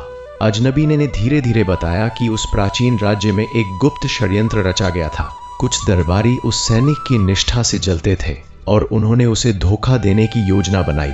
उन्होंने राजा के सामने ऐसे प्रमाण पेश किए जिससे लगा कि वही सैनिक राज्य के खिलाफ साजिश कर रहा है। परिणाम स्वरूप राजा को मजबूर होकर उसे दंड देना पड़ा, लेकिन असली साजिशकर्ता कभी सामने नहीं आए। उसी अन्याय के कारण उस सैनिक की आत्मा में पीड़ा रह गई और उसके कर्मों की परीक्षा अगले जन्म में भी जारी रही। यह सुनते ही राजू की आंखों में आंसू आ गए। उसे लगा जैसे उसके भीतर वर्षों से छिपा कोई दर्द आज बाहर आ रहा है। तभी गर्भगृह से फिर वही दिव्य स्वर गूंजा, लेकिन न्याय अधूरा नहीं रहता। आवाज में इतनी गहराई थी कि हर व्यक्ति का सिर श्रद्धा से झुक गया। समय आने पर सत्य स्वयं प्रकट होता है। तुम्हारे जीवन की कठिनाइयां तुम्हें उसी सत्य तक पहुंचाने के लिए थीं। यह सुनकर राजू के मन में एक नई आशा जागी। शायद उसकी पीड़ा का अंत अब करीब था। लेकिन तभी अजनबी व्यक्ति ने धीरे से कहा, सत्य सामने आएगा, पर उसके लिए तुम्हें एक और यात्रा करनी होगी। यह सुनकर सभी लोग चौंक गए। राजू ने पूछा, कौन सी यात्रा? अजनबी ने उत्तर दिया, उस स्थान की यात्रा जहां उस प्राचीन राज्य के अवशेष आज भी मौजूद हैं। मंदिर के बाहर बारिश शुरू हो चुकी थी। बिजली चमक रही थी और हवा तेज हो गई थी। ऐसा लग रहा था जैसे प्रकृति भी इस कहानी के अगले अध्याय की साक्षी बनना चाहती हो। अजनबी ने कहा, कल सूर्योदय के साथ तुम्हें उस स्थान की ओर निकलना होगा। वहीं तुम्हारे अतीत का अंतिम रहस्य छिपा है। राजू के मन में डर भी था और उत्सुकता भी। उसकी मां ने घबराकर कहा, क्या यह यात्रा सुरक्षित होगी? अजनबी ने रहस्यमय मुस्कान के साथ उत्तर दिया, यह यात्रा आसान नहीं होगी, क्योंकि उस सत्य को छिपाने वाली शक्तियां आज भी जागृत हैं। और इसी क्षण मंदिर के भीतर रखा दीपक अचानक जोर से भड़क उठा और फिर एक पल के लिए बुझता सा दिखाई दिया। उसी क्षण गर्भगृह की दीवार पर एक अजीब छाया उभरी, ऐसी छाया जो किसी मनुष्य की नहीं थी। पंडित जी के चेहरे पर भय साफ दिखाई देने लगा। उन्होंने धीमे स्वर में कहा, यह संकेत अच्छा नहीं है। लगता है वह शक्ति भी जाग चुकी है जो उस पुराने षड्यंत्र के पीछे थी।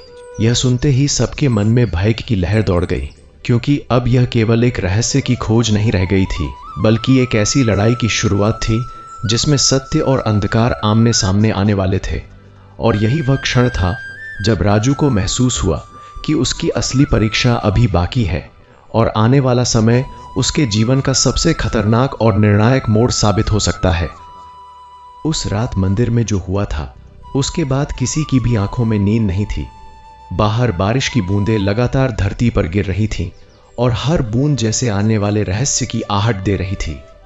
राजू मंदिर के आंगन में बैठा दूर अंधेरे को देख रहा था। उसके मन में अनगिनत प्रश्न घूम रहे थे। क्या सचमुच उसका संबंध उस प्राचीन राज्य से था? क्या वह वास्तव में वही सैनिक था जिसे अन्यायपूर्ण दंड मिला था? और सबसे बड़ा प्रश्न, क्या इस जन्म में वह उस अधूरे न्याय को पूरा कर पाएगा? मंदिर के भीतर पंडित जी शनिदेव के सामने दीपक जलाकर मंत्र जप रहे थे। उनकी आंखों में चिंता साफ दिखाई दे रही थी, क्योंकि उन्हें महसूस हो रहा था कि यह कहानी केवल एक मनुष्य के अतीत की नहीं है, बल्कि इसमें कोई ऐसी शक्ति भी छिपी है जो वर्षों से अपने रहस्य को बचाए बैठी है।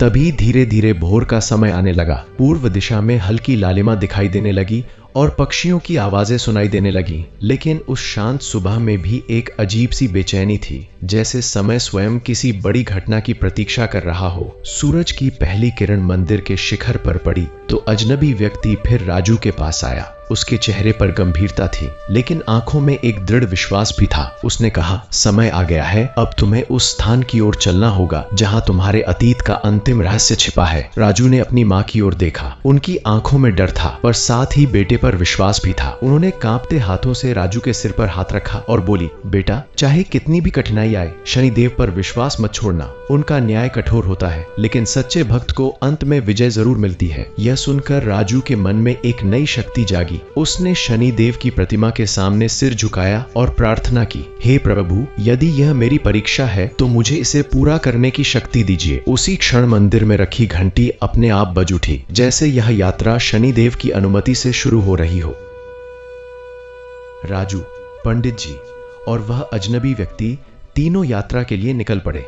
गांव के लोग भी उन्हें विदा करने के लिए रास्ते तक आए। सबके चेहरों पर चिंता और उत्सुकता दोनों थी। वह रास्ता जंगलों और पहाड़ियों से होकर जाता था, जहां शायद ही कोई कभी गया हो। जैसे जैसे वे आगे बढ़ते गए, रास्ता और भी सुनसान होता गया। हवा में ठंडक बढ़ने लगी और पेड़ों की छाया लंबी होती चली गई। अचानक अजनबी ने एक जगह रुककर कहा, यहीं से उस पुराने राज्य की सीमा शुरू होती है। आज भले ही यहाँ जंगल हो, लेकिन कभी यहाँ विशाल महल और नगर हुआ करते थे। यह सुनकर राजू के मन में अजीब सी भावना उठी। उसे लगा जैसे यह स्थान उसके लिए बिल्कुल अनजान नहीं है। उसने चारों ओर देखा। टूटे पत्थर, आधी धसी दीवारें और कहीं कहीं प्राचीन स्तंभों के अवशेष दिखाई दे रहे थे, जैसे कोई महान सभ्यता समय के साथ मिट गई हो, लेकिन उसके रहस्य अभी भी धरती के भीतर छिपे हों। कुछ दूर आगे बढ़ने पर उन्हें एक विशाल खंडहर दिखाई दिया। उसके चारों ओर झाड़ियां उगी हुई थीं और पत्थरों पर काई जम चुकी थी। पंडित जी ने धीरे से कहा, यह तो किसी पुराने किले का प्रवेश द्वार लगता है।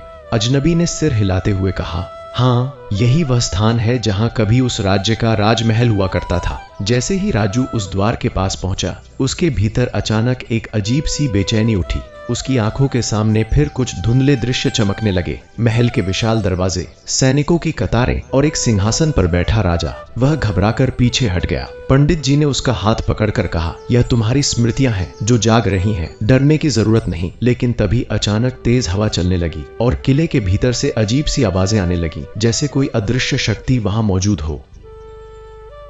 अजनबी ने गंभीर स्वर में कहा, हमें सावधान रहना होगा, क्योंकि वह रहस्य जो यहाँ छिपा है शायद अभी भी सुरक्षित नहीं है। वे तीनों धीरे धीरे किले के भीतर प्रवेश करने लगे। अंदर अंधेरा था और हवा में धूल और नमी की गंध फैली हुई थी। दीवारों पर पुराने चित्रों के धुंधले निशान दिखाई दे रहे थे। अचानक राजू की नजर एक बड़े पत्थर पर पड़ी, जिस पर वही चिन्ह बना था जो उस पेटी पर था, शनि देव का प्रतीक। यह देखकर वह चौंक गया।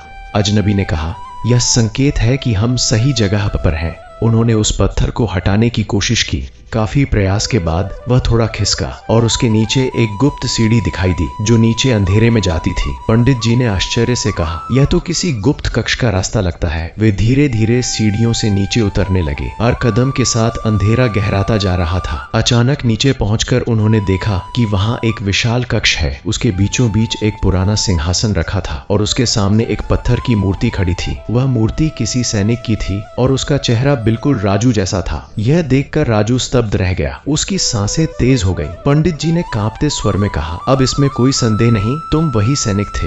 लेकिन तभी उस कक्ष में अचानक एक अजीब कंपन होने लगा। दीवारों से धूल गिरने लगी और हवा में एक गहरी डरावनी आवाज गूंज उठी, आखिर तुम यहां तक पहुंच ही गए। यह आवाज इतनी भयावह थी कि तीनों के शरीर में सिहरन दौड़ गई। अंधेरे के कोने से धीरे धीरे एक काली छाया उभरने लगी। उसकी आंखें अंगारों की तरह चमक रही थीं। अजनबी ने तुरंत कहा, सावधान रहो, यही वह शक्ति है जिसने उस समय षड्यंत्र रचा था। राजू का दिल तेजी से धड़कने लगा। वह समझ गया कि यह केवल एक रहस्य की खोज नहीं, बल्कि एक पुरानी लड़ाई का पुनर्जन्म है। काली छाया हंसते हुए बोली, मैंने सोचा था कि समय के साथ यह कहानी खत्म हो जाएगी, लेकिन तुम फिर लौट आए। उसकी आवाज में घमंड और क्रोध दोनों थे। राजू ने साहस जुटाकर कहा, अगर तुमने उस समय षड्यंत्र रचा था तो आज सत्य सामने आएगा। तभी अचानक कक्ष में रखी मूर्ति से हल्की सी रोशनी निकलने लगी। वह रोशनी धीरे धीरे फैलकर पूरे कक्ष को प्रकाशित करने लगी। उसी क्षण आकाश से जैसे कोई दिव्य शक्ति उतरती महसूस हुई। पंडित जी ने तुरंत शनि मंत्र का जाप शुरू कर दिया, लेकिन काली छाया और भी क्रोधित हो गई। उसने कहा, सत्य को प्रकट होने से पहले तुम्हें मेरी शक्ति का सामना करना होगा, ईशीशन। और उसी क्षण कक्ष की जमीन जोर से हिलने लगी, पत्थर गिरने लगे और अंधेरा फिर से गहराने लगा। ऐसा लग रहा था जैसे पूरा किला टूटने वाला हो। राजू ने महसूस किया कि अब उसकी असली परीक्षा शुरू हो चुकी है, क्योंकि इस खंडहर के भीतर छिपा सत्य अब बाहर आने ही वाला था। लेकिन उससे पहले उसे उस भयानक शक्ति का सामना करना होगा जिसने सदियों पहले उसके जीवन को बदल दिया था। और यही वह क्षण था जहां कहानी एक ऐसे मोड़ पर पहुंच गई थी जहां से आगे का हर कदम राजू के भाग्य को हमेशा के लिए बदल सकता था। और शायद आने वाले क्षणों में यह तय होने वाला था कि सत्य की विजय होगी या फिर वह अंधकार फिर से इतिहास को निगल जाएगा। भूमिगत कक्ष की दीवारें भयानक कंपन से थरथरा रही थीं। ऊपर से गिरती धूल और पत्थरों की आवाज उस अंधेरे वातावरण को और भी भयावह बना रही थी। काली छाया धीरे धीरे आकार लेती जा रही थी और उसकी लाल चमकती आंखें सीधे राजू की ओर टिकी हुई थीं। उस क्षण ऐसा लग रहा था मानो सदियों पुराना क्रोध फिर जीवित हो उठा हो। पंडित जी लगातार शनि मंत्र का जाप कर रहे थे। ओस शं शनैश्चराय नमः। उनके स्वर में भय भी था और विश्वास भी। राजू का हृदय तेजी से धड़क रहा था, लेकिन उसके भीतर एक अदृश्य साहस भी जाग रहा था। वह समझ चुका था कि यह वही शक्ति है जिसने उसके पिछले जन्म में षड्यंत्र रचा था और उसे अन्यायपूर्ण दंड दिलाया था। अजनबी व्यक्ति ने गंभीर स्वर में कहा, राजू, अब पीछे हटने का कोई रास्ता नहीं है। यह वही क्षण है जिसके लिए तुम्हें यहां तक लाया गया है। काली छाया ठहाका मारकर हंसी और बोली, सदियों पहले भी मैंने तुम्हें पराजित किया था और आज भी वही होगा। उसकी आवाज इतनी भयावह थी कि पूरा कक्ष जैसे उस ध्वनि से कांप उठा। राजू ने अपने भीतर उठते भय को रोकने की कोशिश की और शनि देव की प्रतिमा की दिशा में सिर झुकाकर प्रार्थना की। उसी समय उसे याद आया कि पेटी में मिली वह काली पत्थर की अंगूठी अभी भी उसके पास है। उसने कांपते हाथों से उसे निकाला। जैसे ही वह अंगूठी उसकी उंगली में आई, अचानक उसके शरीर में एक अजीब सी ऊर्जा दौड़ गई। उसकी आंखों के सामने फिर वही पुराने दृश्य उभरने लगे। महल का प्रांगण, राजा का दरबार और वह क्षण जब उस पर झूठा आरोप लगाया गया था। अब सब कुछ स्पष्ट होने लगा था। उसे याद आया कि असली षड्यंत्रकारी कोई साधारण दरबारी नहीं था, बल्कि राजमहल का ही एक शक्तिशाली तांत्रिक था जो अपनी काली विद्या से राज्य पर नियंत्रण करना चाहता था। उसी तांत्रिक ने उसे फंसाया था ताकि राजा का विश्वास टूटे और राज्य में अराजकता फैल जाए। राजू की आंखों में अब भय नहीं, बल्कि क्रोध और सत्य की ज्वाला जलने लगी थी। उसने उस छाया की ओर देखते हुए कहा, तुम्हारा छल अब खत्म होगा। काली छाया कुछ क्षण के लिए चुप हो गई, फिर उसकी आवाज और भी कठोर हो गई। तुमने मुझे पहचान लिया, लेकिन इससे कुछ नहीं बदलता। मैं वही तांत्रिक हूँ जिसने उस राज्य को अपने भय से झुकाया था। तुम्हें हटाना जरूरी था क्योंकि तुम राजा के सबसे विश्वासी रक्षक थे। उसकी बात सुनकर अजनबी व्यक्ति ने गहरी सांस ली। वह बोला, मैं जानता था कि यह सच सामने आएगा। राजू ने उसकी ओर आश्चर्य से देखा। अजनबी ने धीरे धीरे कहा, क्योंकि मैं उसी राजा का वंशज हूं और मेरे परिवार ने पीढ़ियों से इस रहस्य को खोजने की कोशिश की है। यह सुनकर पंडित जी भी स्तब्ध रह गए। अब सब कुछ एक धागे में जुड़ता हुआ प्रतीत हो रहा था। राजू का पुनर्जन्म, वह रहस्यमयी पेटी और इस खंडहर तक की यात्रा। अचानक काली छाया क्रोध से गरज उठी। इतने वर्षों तक मैंने इस स्थान को अपनी शक्ति से बांध रखा है। कोई भी यहाँ आकर सत्य को उजागर नहीं कर सकता। उसके शब्दों के साथ ही कक्ष में अंधकार और घना हो गया। दीवारों पर विचित्र आकृतियां उभरने लगीं और हवा में ठंडक इतनी बढ़ गई कि सांस लेना भी कठिन हो गया। पंडित जी ने मंत्रोच्चार और तेज कर दिया। उसी समय राजू की उंगली में पहनी अंगूठी से हल्की नीली रोशनी निकलने लगी। वह रोशनी धीरे धीरे फैलकर पूरे कक्ष में चमकने लगी। ऐसा लग रहा था मानो शनि देव की कृपा स्वयं उस स्थान पर उतर आई हो। काली छाया उस प्रकाश से तिलमिलाने लगी। वह चीख कर बोली, यह असंभव है। यह शक्ति तुम्हारे पास कैसे हो सकती है? राजू के भीतर अब अजीब सी शांति उतर आई थी। उसे महसूस हुआ कि कोई दिव्य शक्ति उसके साथ है। उसने दृढ़ स्वर में कहा, यह शक्ति सत्य की है और सत्य को कोई भी अंधकार हमेशा के लिए छिपा नहीं सकता। जैसे ही उसने यह कहा, कक्ष के बीच खड़ी सैनिक की पत्थर की मूर्ति से भी तेज प्रकाश निकलने लगा। धीरे धीरे वह मूर्ति जीवंत प्रतीत होने लगी, मानो उस पुराने सैनिक की आत्मा स्वयं उस क्षण साक्षी बन रही हो। काली छाया अब कमजोर पड़ने लगी थी, लेकिन उसका क्रोध और भी भयानक हो गया। उसने अपने चारों ओर अंधकार का भंवर पैदा कर दिया। हवा तेज घूमने लगी और ऐसा लगा जैसे पूरा कक्ष उस भंवर में समा जाएगा। अजनबी व्यक्ति ने चिल्लाकर कहा, राजू, अगर इसे अभी नहीं रोका गया तो यह शक्ति फिर से दुनिया में फैल जाएगी। राजू ने आंखें बंद कर लीं और पूरे मन से शनिदेव का स्मरण किया। उसके भीतर से जैसे एक गहरी प्रार्थना निकल रही थी, हे न्याय के देवता, यदि मैं सच में निर्दोष था तो आज न्याय की विजय होने दीजिए। उसी क्षण उसकी अंगूठी से निकलती रोशनी अचानक बहुत तेज हो गई। वह प्रकाश सीधा उस काली छाया पर पड़ा। जैसे ही वह प्रकाश उसे छूता गया, उसकी आकृति टूटने लगी। वह दर्द से चिल्लाने लगी, नहीं, यह नहीं हो सकता। लेकिन प्रकाश और भी प्रबल होता गया। पंडित जी के मंत्र और तेज हो गए और कक्ष में गूंजने लगे। ऐसा प्रतीत हो रहा था मानो स्वयं समय उस न्याय का साक्षी बन गया हो जो सदियों से अधूरा था। धीरे धीरे काली छाया कमजोर होकर जमीन पर गिरने लगी। उसकी आवाज अब धीमी और कांपती हुई थी। उसने कहा, मैंने शक्ति की लालसा में सब कुछ खो दिया, लेकिन मैं हार नहीं मानूंगा। यह कहकर उसने अंतिम बार अंधकार की एक लहर छोड़ी, लेकिन इस बार वह लहर राजू के प्रकाश से टकराकर बिखर गई। अचानक एक तेज चमक हुई और कक्ष में गहरा सन्नाटा छा गया। जब धूल और अंधेरा हटने लगा तो वहां कोई छाया नहीं थी, केवल पत्थर की दीवारें और शांत वातावरण बचा था। ऐसा लग रहा था जैसे सदियों से जमी कोई भारी ऊर्जा अब समाप्त हो गई हो। राजू थककर जमीन पर बैठ गया। उसकी सांसें तेज चल रही थीं, लेकिन उसके चेहरे पर एक अजीब सी शांति थी। पंडित जी ने धीरे से कहा, लगता है शनि देव का न्याय पूरा हुआ। अजनबी व्यक्ति ने भी सिर झुकाकर उस मूर्ति के सामने प्रणाम किया। उसने कहा, आज मेरे पूर्वजों के राज्य पर लगा वह कलंक मिट गया। लेकिन तभी कक्ष के भीतर फिर एक हल्की कंपन हुई। दीवार पर उभरे एक पत्थर के पीछे से एक गुप्त दरवाजा धीरे धीरे खुलने लगा। उसके भीतर से हल्की सुनहरी रोशनी बाहर आने लगी। तीनों ने आश्चर्य से उस दिशा में देखा। अजनबी ने धीमे स्वर में कहा, लगता है अभी भी कोई अंतिम रहस्य बाकी है। राजू धीरे धीरे उठकर उस खुले द्वार की ओर बढ़ा।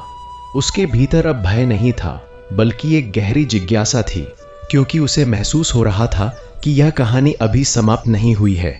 उस गुप्त कक्ष के भीतर क्या छिपा है? यह वही सत्य हो सकता था जो उसकी पूरी यात्रा का अंतिम उत्तर देने वाला था।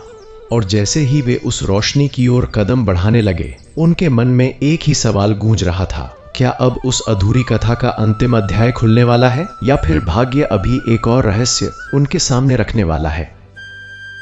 भूमिगत कक्ष में फैली शांति अब पहले जैसी भयावह नहीं थी, बल्कि उसमें एक अजीब सी दिव्यता घुल गई थी। दीवार के पीछे खुला वह गुप्त द्वार हल्की सुनहरी रोशनी से चमक रहा था। राजू, पंडित जी और वह अजनबी व्यक्ति कुछ क्षणों तक वहीं खड़े रहे, जैसे समझ नहीं पा रहे हों कि आगे बढ़ना चाहिए या नहीं।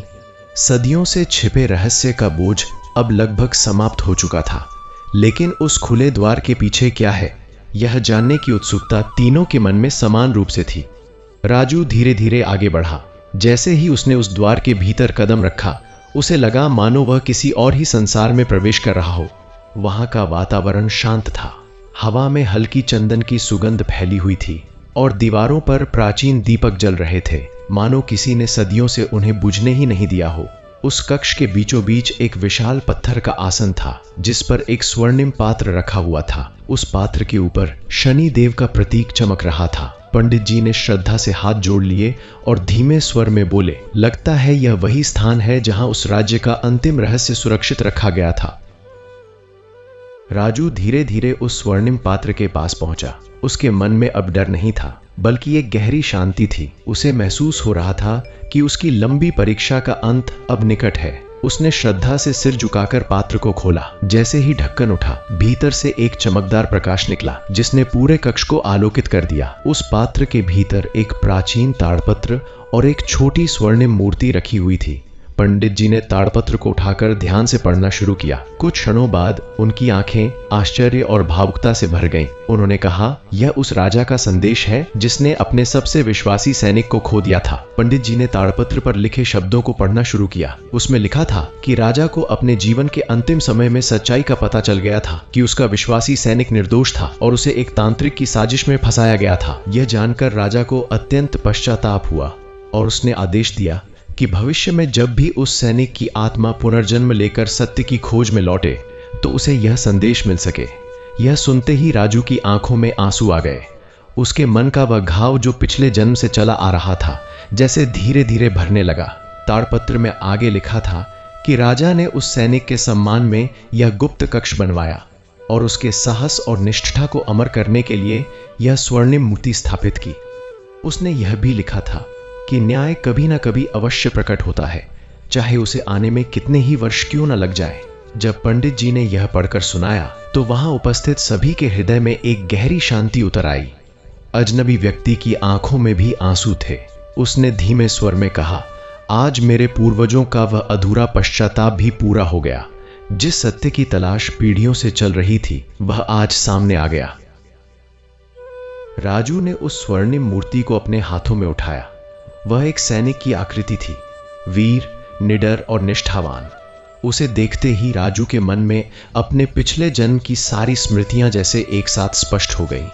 उसे याद आया कि उसने राजा की रक्षा के लिए कितनी लड़ाइयां लड़ी थीं और कैसे एक झूठे षड्यंत्र ने उसके जीवन को समाप्त कर दिया था।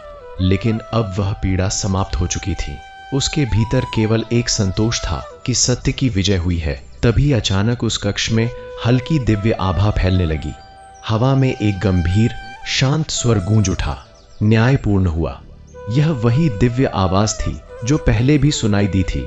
तीनों ने तुरंत समझ लिया कि यह स्वयं शनि देव की कृपा का संकेत है। दिव्य स्वर फिर गूंजा, जो व्यक्ति सच्चाई और धैर्य के मार्ग पर चलता है उसकी परीक्षा अवश्य होती है, परंतु अंत में उसे न्याय अवश्य मिलता है। राजू की आंखें बंद हो गईं और उसने गहरे मन से प्रणाम किया। उस क्षण उसे लगा कि उसके भीतर वर्षों से जमा कोई भारी बोझ अचानक समाप्त हो गया है। कक्ष की दीवारों पर चमकती रोशनी धीरे धीरे शांत होने लगी और वातावरण पहले की तरह स्थिर हो गया। पंडित जी ने श्रद्धा से कहा, आज शनि देव का न्याय हम सब ने अपनी आंखों से देखा है। यह केवल एक व्यक्ति की कहानी नहीं बल्कि उस सत्य की कथा है जो कभी हारता नहीं। अजनबी व्यक्ति ने भी सिर झुकाकर कहा, यह स्थान अब केवल खंडहर नहीं रहा बल्कि एक पवित्र तीर्थ बन गया है। कुछ समय बाद तीनों उस गुप्त कक्ष से बाहर निकल आए। जब वे ऊपर खंडहर के प्रांगण में पहुंचे तब सूर्य आकाश में ऊंचा चढ़ चुका था। उसकी किरणें टूटे हुए स्तंभों और दीवारों पर पड़कर चमक रही थीं। ऐसा लग रहा था मानो प्रकृति भी इस सत्य की विजय का उत्सव मना रही हो। राजू ने पीछे मुड़कर उस किले की ओर देखा और उसके मन में गहरा संतोष उमड़ आया। उसने महसूस किया कि उसकी लंबी यात्रा अब पूरी हो चुकी है।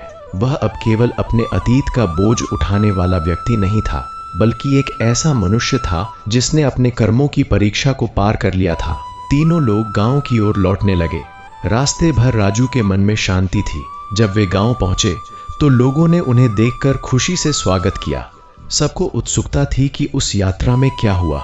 पंडित जी ने सबको पूरी कथा सुनाई, कैसे राजू का पूर्व जन्म, षड्यंत्र और अंत में सत्य की विजय हुई। यह सुनकर गांव के लोगों की आंखों में श्रद्धा और आश्चर्य भर गया। उस दिन से गांव के मंदिर में हर शनिवार विशेष पूजा होने लगी। लोग दूर दूर से वहां आने लगे और शनि देव के न्याय और कृपा की यह कथा सुनने लगे। राजू का जीवन भी धीरे धीरे बदलने लगा। अब उसके मन में किसी प्रकार का भय या दुख नहीं था। उसने अपने जीवन को सेवा और भक्ति के मार्ग पर समर्पित कर दिया। वह हर शनिवार मंदिर में जाकर शनि देव की आराधना करता और लोगों को यह संदेश देता कि जीवन में चाहे कितनी भी कठिनाइयां क्यों ना आए, धैर्य और विश्वास कभी नहीं छोड़ना चाहिए, क्योंकि समय के साथ हर अन्याय का अंत होता है और सत्य की विजय अवश्य होती है। उसकी मां भी अब पहले से अधिक शांत और प्रसन्न रहने लगी। क्योंकि उन्हें विश्वास हो गया था कि उनके बेटे की सारी पीड़ाएं समाप्त हो चुकी हैं। समय बीतता गया, लेकिन उस कथा की स्मृति गांव में हमेशा जीवित रही। लोग जब भी जीवन की कठिनाइयों से घबराते तो राजू की कहानी को याद करते और शनिदेव पर विश्वास रखते। यह कथा उन्हें सिखाती थी कि कर्मों का फल अवश्य मिलता है और ईश्वर का न्याय कभी गलत नहीं होता। जो व्यक्ति सच्चाई के मार्ग पर अडिग रहता है, उसकी परीक्षा भले ही लंबी हो, लेकिन अंत में उसे विजय और शांति अवश्य मिलती है। और इसी संदेश के साथ यह पौराणिक कथा समाप्त होती है कि शनि देव की कृपा और न्याय से बड़ा कोई बल नहीं। जो व्यक्ति सच्चे मन से उनका स्मरण करता है, उसके जीवन की कठिनाइयां धीरे धीरे समाप्त हो जाती हैं और उसका मार्ग प्रकाश से भर जाता है। यही इस कथा का सार है, यही इसका संदेश है। धैर्य, सत्य और भक्ति ही वह दीपक हैं जो जीवन के अंधकार को दूर कर देते हैं। जब मनुष्य विश्वास के साथ आगे बढ़ता है, तब स्वयं ईश्वर भी उसके मार्गदर्शक बन जाते हैं और तब हर पीड़ा अंततः शांति में बदल जाती है। यही शनि देव की महिमा है और यही उस कथा की अमर सीख। दर्शक बंधु, यही थी शनिदेव की यह अद्भुत और पौराणिक कथा जो हमें एक गहरा संदेश देती है। शनिदेव को अक्सर लोग केवल कष्ट देने वाला ग्रह मान लेते हैं, लेकिन सच्चाई यह है कि शनिदेव न्याय के देवता हैं। वे किसी के साथ अन्याय नहीं करते।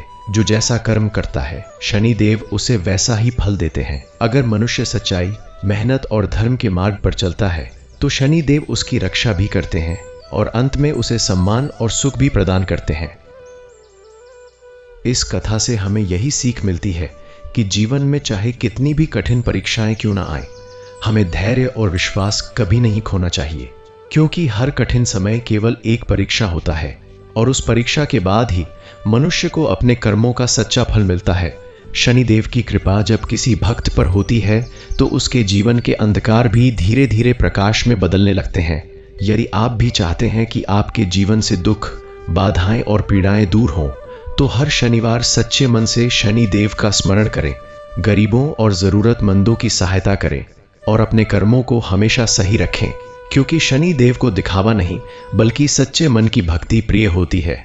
अगर आपको यह कथा पसंद आई हो और आपने इसे अंत तक सुना हो, तो वीडियो को लाइक जरूर करें, चैनल को सब्सक्राइब करें और कमेंट में जय शनिदेव अवश्य लिखें, ताकि शनि देव की कृपा आप पर और आपके परिवार पर हमेशा बनी रहे। इसी तरह की और भी पौराणिक कथाएं, भक्ति, भजन और आध्यात्मिक ज्ञान सुनने के लिए हमारे चैनल से जुड़े रहिए। जय शनिदेव।